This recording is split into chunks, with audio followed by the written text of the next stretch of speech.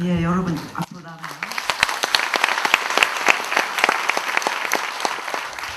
질문이 더 이어질 수 있을 것 같은데요.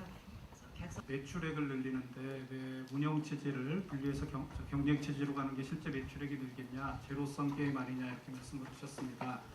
근데 저희가 생각하는 그 경쟁이라는 게 예를 들어서 서울발 KTX 운영사가 수서발 KTX로 갈 손님을 뺏어오고 수서발 운영자가 서울역으로 갈 손님을 뺏어오고 이런 차원의 경쟁이 아닙니다.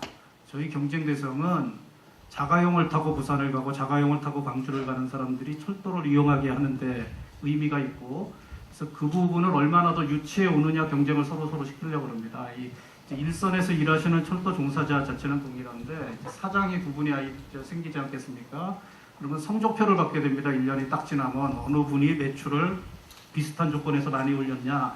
이 부분은 서비스 개선, 비용 절감, 경쟁을 서로 시키는 부분이지 서로 손님을 뺏어오기 경쟁이 아니라는 부분을 말씀드리고, 그래서 제가 비용을 줄이고 매출액을 늘리는데 이 부분이 더 도움이 되겠다. 이 구조가 이런 부분을 말씀드린 부분입니다. 그다음에 이제 박 부장님 비롯해서 상하분리 말씀이 계속 나왔었습니다. 그래서 상하분리는 물론 장단점이 있는데요. 저는 저희 같은 구조에서는 당분간은 건설 부분은 별도 운영체가 있는 게 맞습니다. 지금 저희가 국가철도망계획 아직 중간 정도 지금 달리고 있는데 브레이크 걸리고 있다고 말씀을 드렸는데, 일단 철도공사하고 철도시설공단이 분리된 다음에 뚜렷한 성과의 하나는 드디어 철도 투자가 본격적으로 재개된 것입니다. 그래서 지금 조단위 최근에는 한 5조 원 이상의 투자가 이루어지고 있는데 이런 부분이 지금 단계에서 통합되면 다시 멈춰버릴 우려가 있습니다. 그래서 한 15년 정도 철도 건설이 어느 정도 마무리된 시점에 다시 통합을 해야 되는 거 아닌가 하는 게 저희 생각이고, 다만 일선에서 운영 부분에서 문제가 자꾸 발생하고 있습니다. 역사 관리 문제라든지 부대 사업 문제라든지 이런 부분에서, 그런 부분은 이제 건설이 아니라 이 시설 운영 부분에서 자꾸 트러블이 발생하고 있는데, 이런 거는 좀 양 기관 경영진도 그렇고 종사자들이 좀 매끄럽지 못하게 이제 나타나고 있는 부분입니다. 그래서 저희가 인식을 하고 있고 그 부분은 충분히 의견 수렴을 해가지고 문제점이 발생하지 않도록 조정을 할 생각입니다. 그다음에 건설 비용 중에 부채 얘기를, 왜 이 건설 부채를 운영 부분의 선로 사용료로 상환을 해야 되느냐, 이 부분은 저희가 국민하고 한 약속입니다. 어떻게 보면은 이 투자를 시작할 때 특히 고속철도 수익이 나는 고속철도 부분은 한 50% 정도를 국민 세금으로 제시를 해주면 50%는 운영 수익으로 상환을 하겠다는 큰 사회적 합의가 있었던 부분인데, 이 부분을 지금 좀 상황이 어려워졌다 그래가지고 이 부분을 운영 부분에 전가를 하지 말고 정부 또다시 세금을 투입해서 해결을 하라 이렇게 하는 거는 좀 굉장히 주장하기가 힘들고, 그 부분을 주장하는 순간에 철도 투자 부분에 들어갈 예산이 줄어서 그 부분으로 들어가게 됩니다. 이건 좀 굉장히 위험하다는 생각을 드리고요.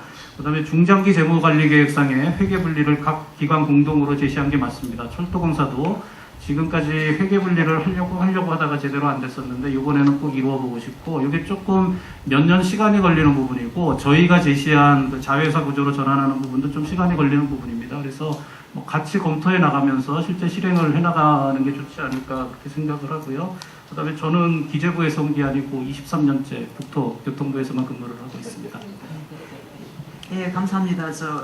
이어서 이영수 박사님한테 한 3분 정도 드리겠습니다.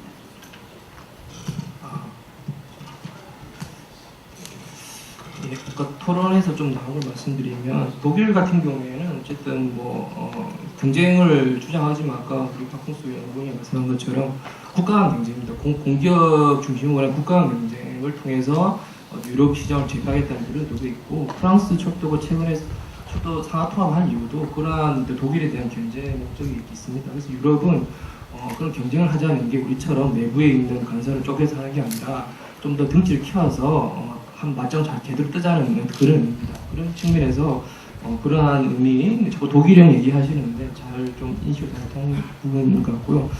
상하 통합도 그리고 영국 보조금 같은 경우에는 제가 그냥 주장한 게 아니라 리빌딩 웨일이라는 그러한 맥니티 보고서를 기초로 한 보고서를 기초했습니다. 그래서 제가 마음대로 한 게 아니라 그게 보면 보조금이 2배에서 3배 정도 늘어났다고 이렇게 나와 있고, 그리고 상하통화 같은 경우에는 상하통화 관련해서 여러 가지 그 논쟁이 있습니다. 상하 분리가 맞냐, 상하 통일이 맞냐.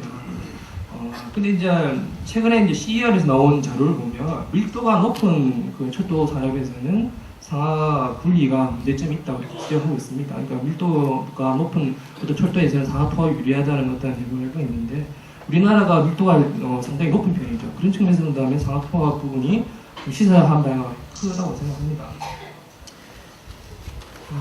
그리고 이제 어쨌든 국토부 얘기에 대해서 말씀드리면 지금 이제 이번 토론에서 제일 큰 문제점은 부채의 문제와 경쟁체 문제, 민영화 문제를 자꾸 플러스 시켜서 결합시켜서 한다는 문제인 것 같습니다. 아까 패널 프로에서 말씀드렸지만 부채 문제는 다양한 어떤 논쟁이 존재하고 해결 방안도 다양합니다. 매출 늘리는 부분, 부대사업 부분, 실제로 외국에서는 부대사업 많이 하고 있죠. 근데 우리나라에서 별로 안 하고 있습니다. 그리고 이번에 용산 엑스크 개발도 그 차원에서 하다가 크게 된통당한 부분이 있죠.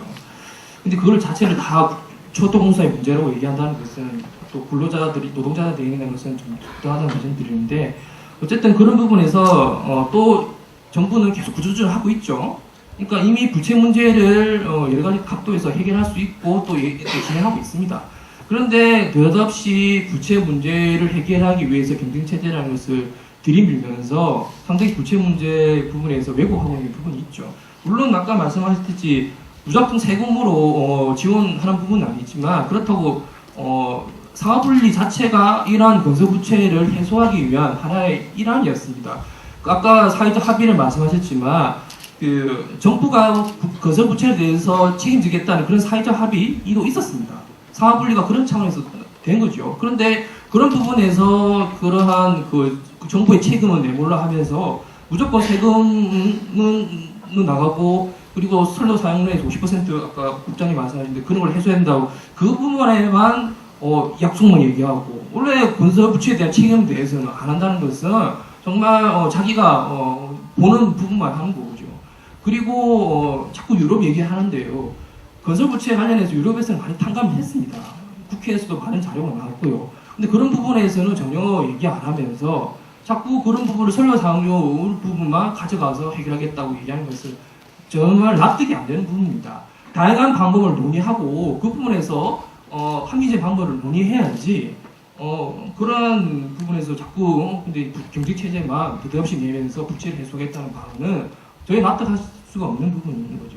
그리고 실제로 그 경부선 2단계가 개통이 되면서 운영 부채가 좀 줄어들고 있고 그리고 수사가 KTS가 같이 통합 운영하게 되면 상당히 운영 부채 감소에 큰 어떤 영향을 미칠 거라고 생각합니다. 그럼 이 부분들을 그대로 놔두고 부채는 부채대로 아까 다양한 방법들 논의를 해야지 자꾸 그거를 분할을 해서 경쟁체를 통해서 부채를 해소했다는 말은 논리적으로 맞지 않고 오히려 더 철도 산업 자체를 분기시키는 그런 방법이라고 얘기합니다. 그래서 이런 논리적인 문제가 있기 때문에 제가 말씀드렸지 노사민정 논의 기회를 해서 논의하자는 거죠. 자꾸 사회적 합의를 하시는데 그러면 왜 사회적 합의를 왜 안 지키냐에 대해 아까 건설부채 사안에 대해서 그거부터 따지면서 그런 논의를 많이 따지자는 겁니다. 그러니까 자꾸 여기 나와서 그런 부분도 중요하지만 좀 더 그런 부분에서 쟁점되는 게 정말 많습니다. 여기서 단순히 2시간 한다고 해서 그게 해소된 문제도 아니고 학문적으로 사회적으로도 논리적으로도 많은 쟁점이 있기 때문에 그 부분을 하기 위해서는 제가 프랑스 총회 같이 60여의 회의를 거친 그러한 그건 아니더라도 최소한 노사민정기구를 만들어서 지금처럼 2017년까지 3단계로 가겠다 이렇게 하기보다는 거기에서 원점에서 재검토하기를 정말로 강하게 말씀을 드립니다. 제 마지막 말씀을 이렇게 하고 그리고 제가 마지막 말씀 드릴 게 있는데요. 요즘 그 학력 사칭에 문제가 많은데 지금 토론회 그 발제 보면 제가 교수로 되어 있는데 저 교수 아닙니다. 혹시 오해하지 마시고요. 저 국토부나 다른 데서 교수도 아닌데 교수 있는 사람 데리고 와서 또 한다고 얘기하고 싶어서 그러는데 저는 절대로 제가 교수라는 얘기 하지 않았습니다. 호적이 파입니다. 그런 얘기하면 그런 말씀을 드리면서 제가 발제하는 말씀을 드리겠습니다. 여러분 김 국장님 말씀으로 발제하자 발언을 대신하셨습니다.